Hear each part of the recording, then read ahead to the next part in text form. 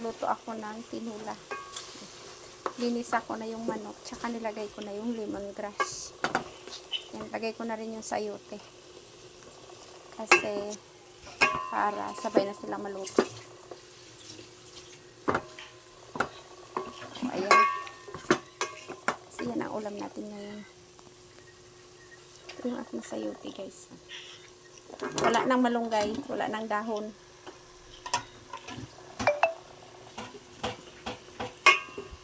Ayan. Muna, takpan muna natin yan.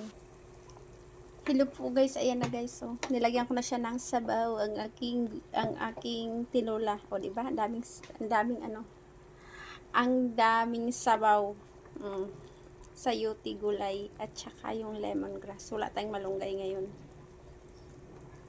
Yan, lemongrass guys. O di ba? Dalawa yan. Saan ba?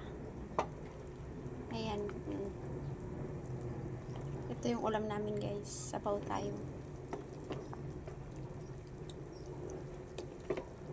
Tsaka sayote. Ang gulay sayote lang at tsaka sabaw ko, diba? Lemongrass ko, dalawa siya. Yung sarap yan guys. Kainan na tayo. Gulay.